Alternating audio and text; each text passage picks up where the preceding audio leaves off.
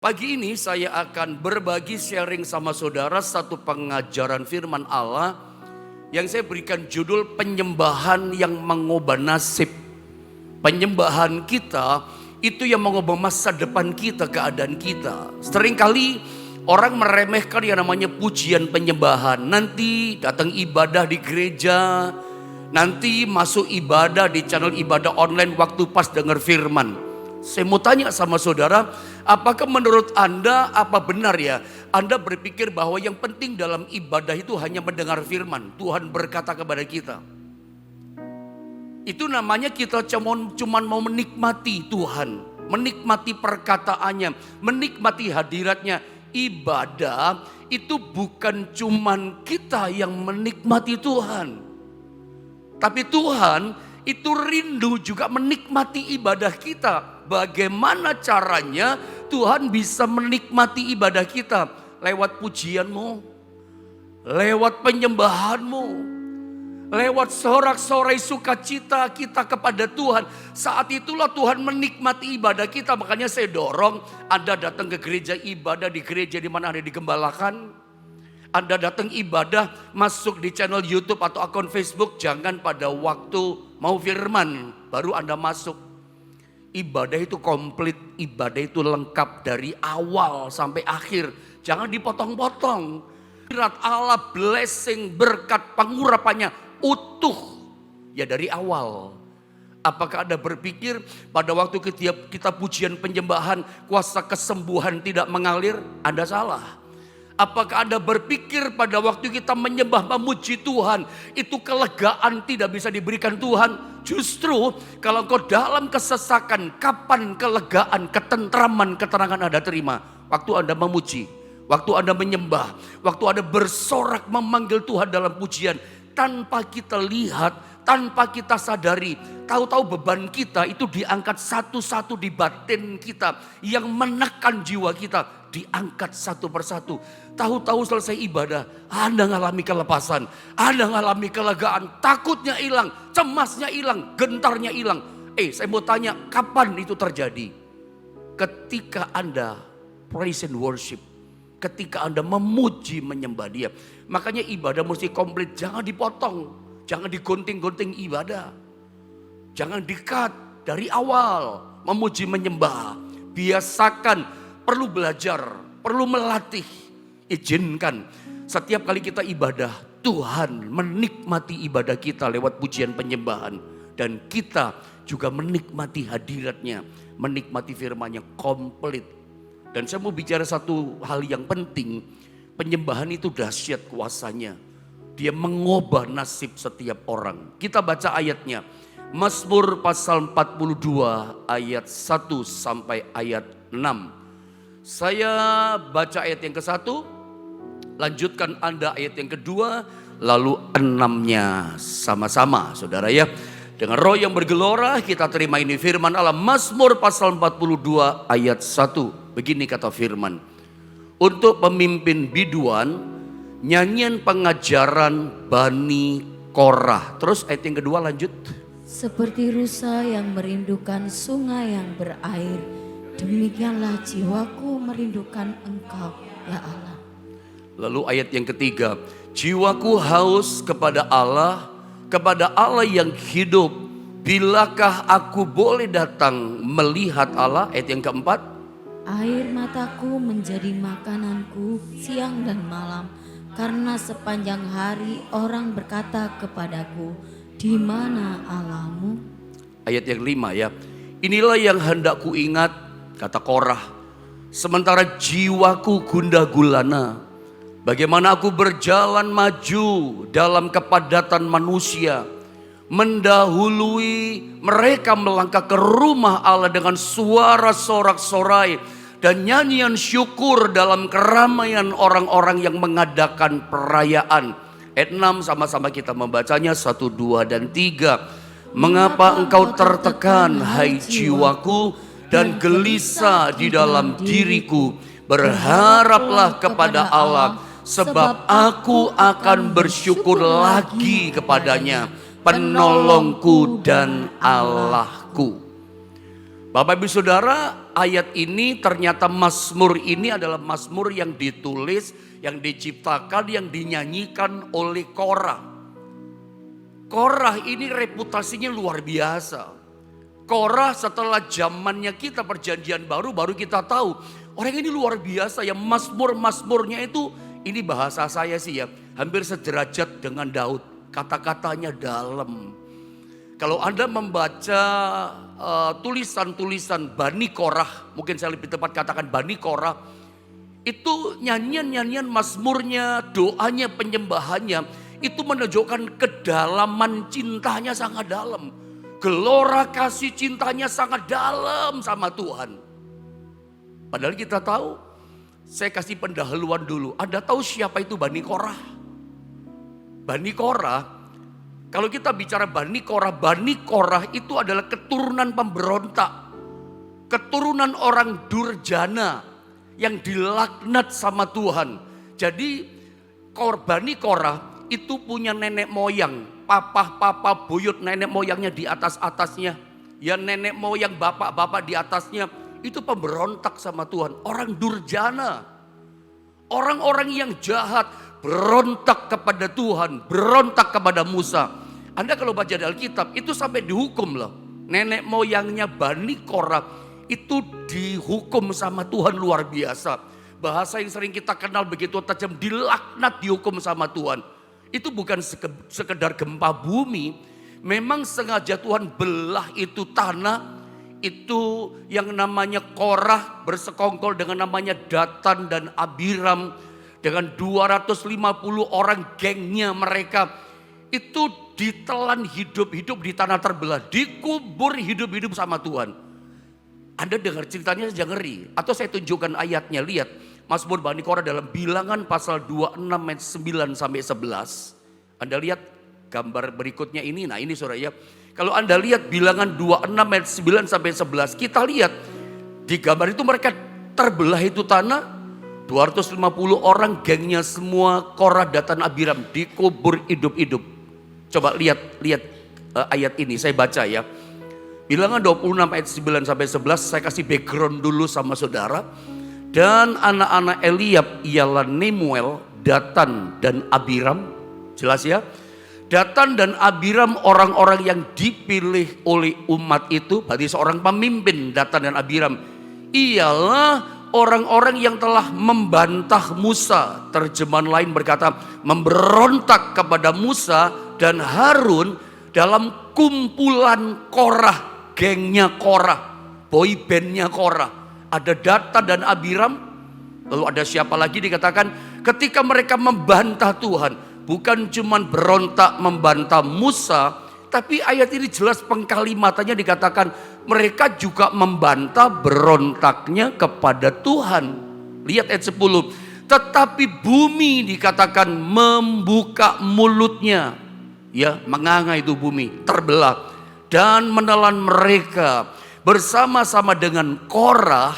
Korah itu dan mereka itu berarti termasuk Datan Abiram.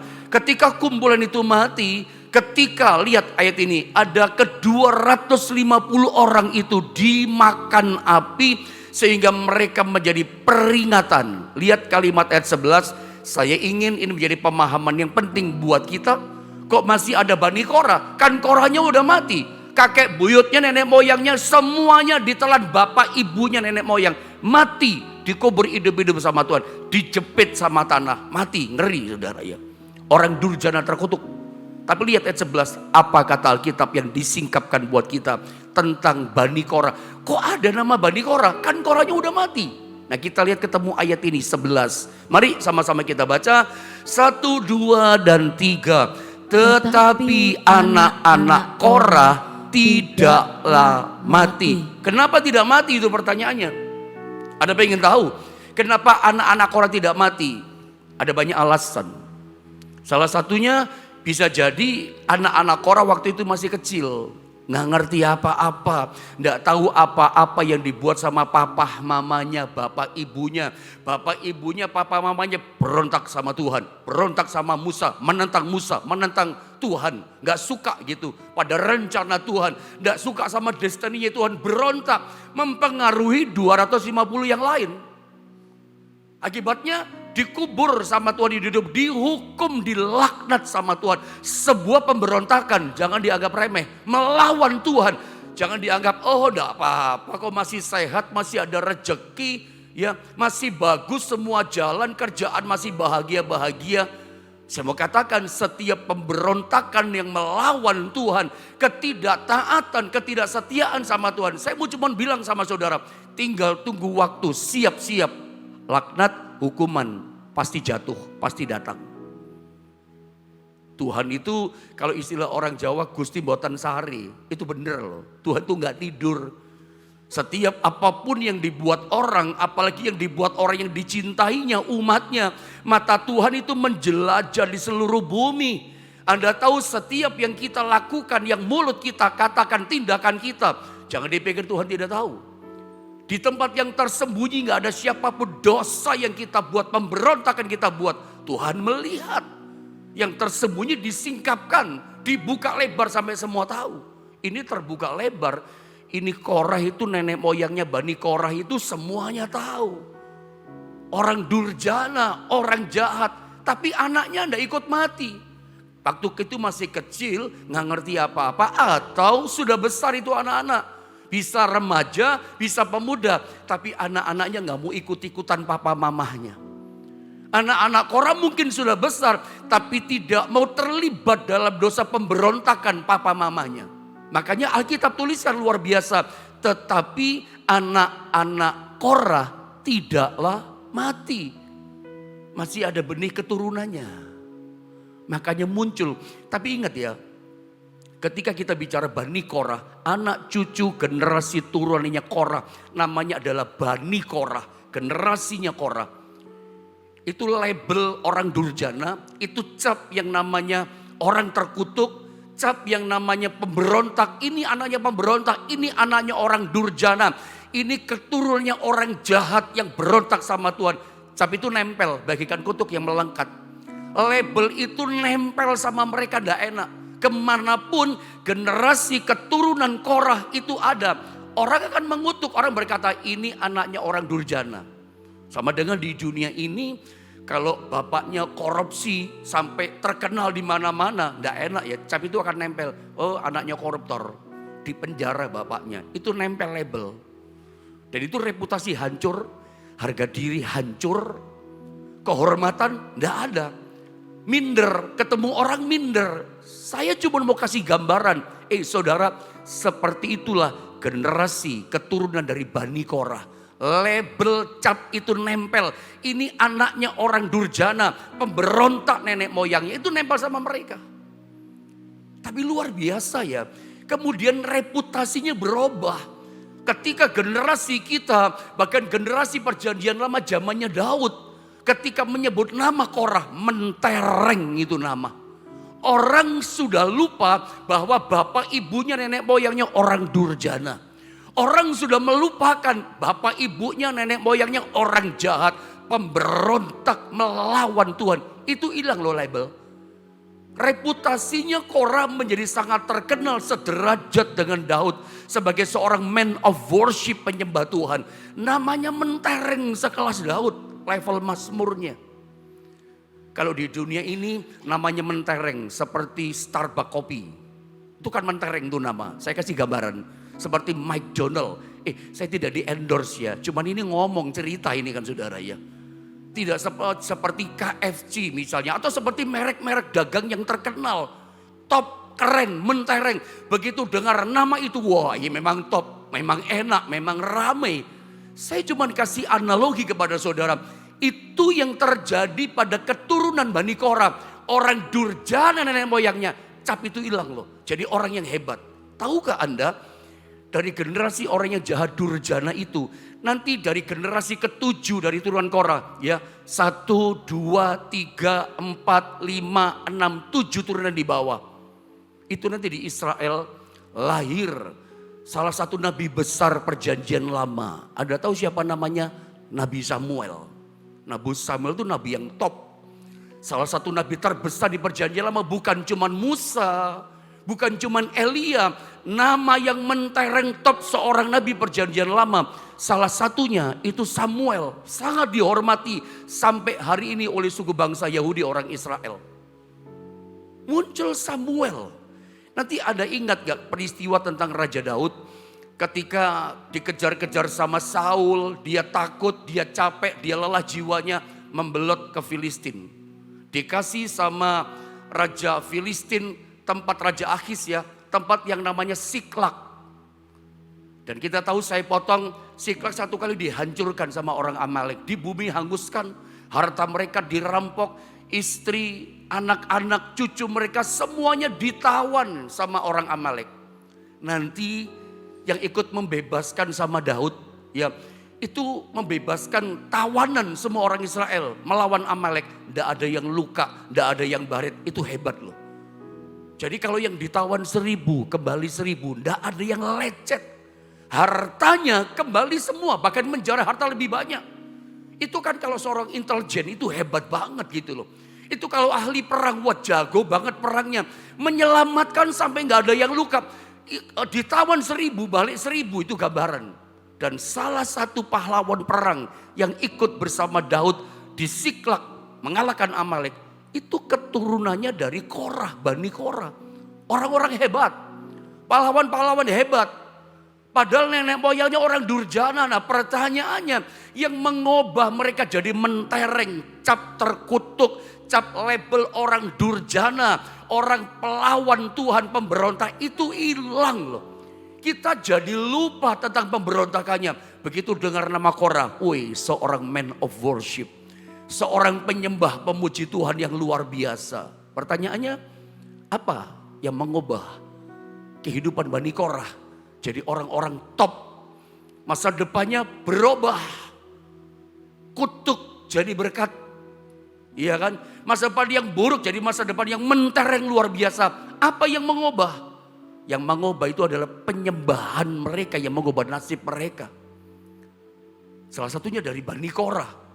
Seorang yang dicinta Tuhan karena suka menyembah. Coba saya mau terangkan dengan waktu yang ada dari ayat-ayat yang ada.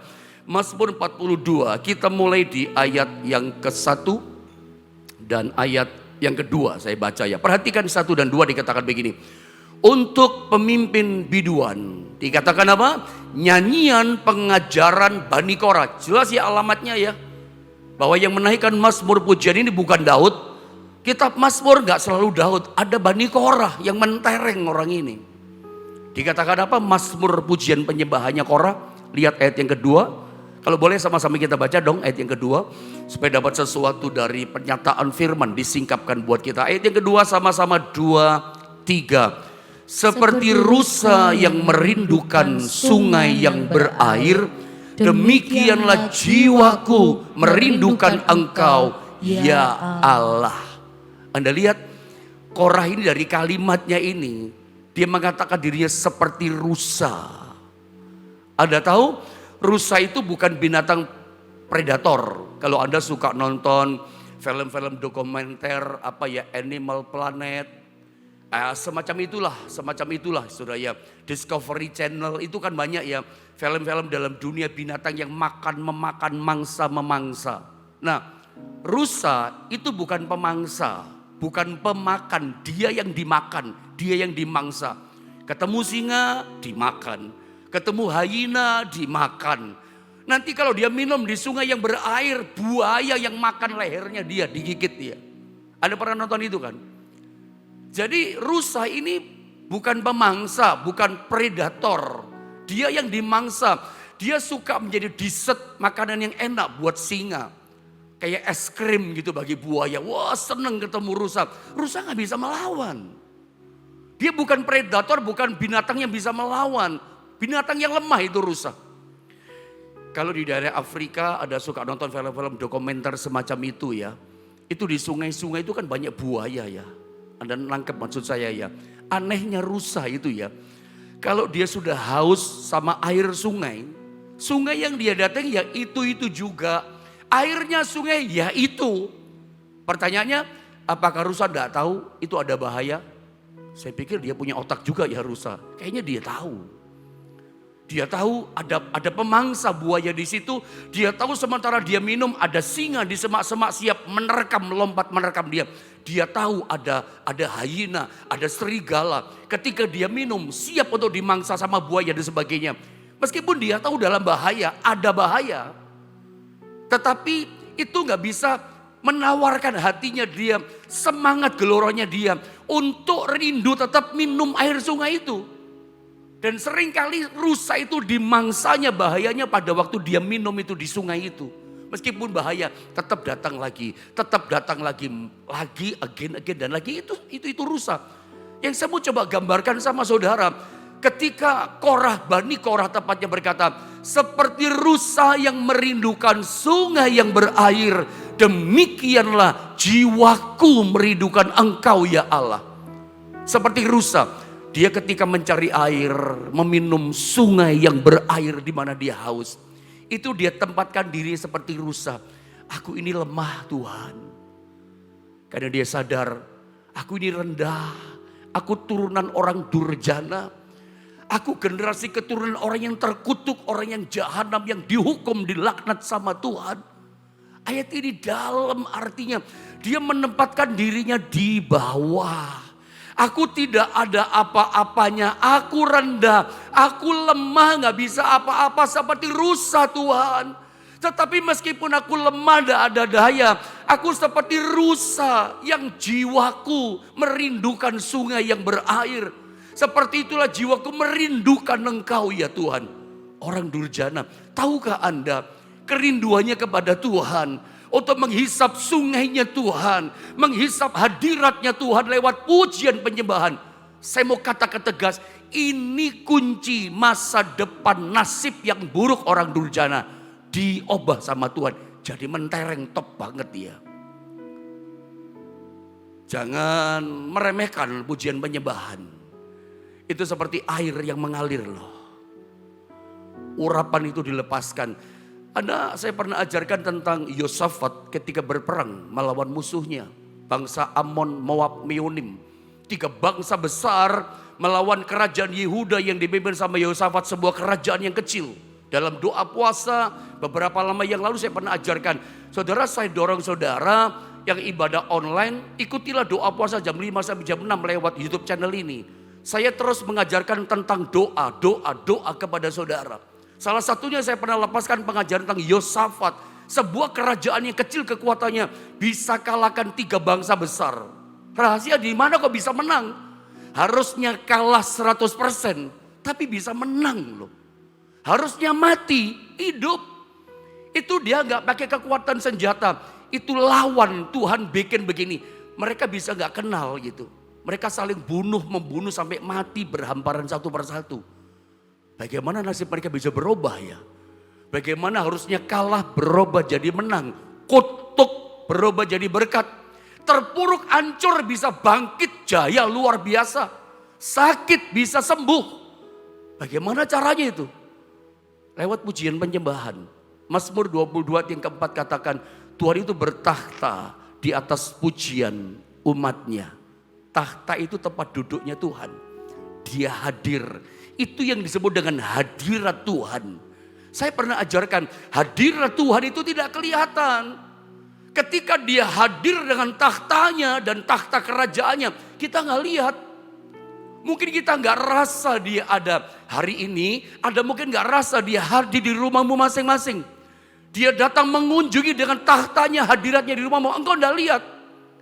Tapi nanti ketika hadiratnya mengalirkan urapan itu kelihatan.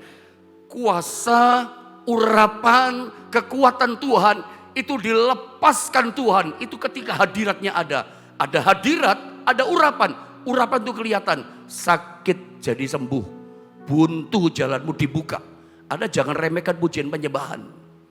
Makanya saya dorong ketika ada ibadah, masuklah dari mulai pujian penyembahan. Ikut menyembah. Karena di situ sungai urapan itu mengalir atas setiap kita. Ya. Karena Tuhan menikmati pujianmu, penyembahanmu. Oh, dia lepaskan kuasa. Engkau yang sakit tidak mustahil engkau sembuh. Ya, bahkan yang lemah badanmu jadi kuat. Dari mana? Sumber pengurapan, Pak. Sungai pengurapannya dilepaskan sama saudara. Saya yakin sementara saya bicara pun urapannya memberikan kekuatan, dilepaskan sama saudara.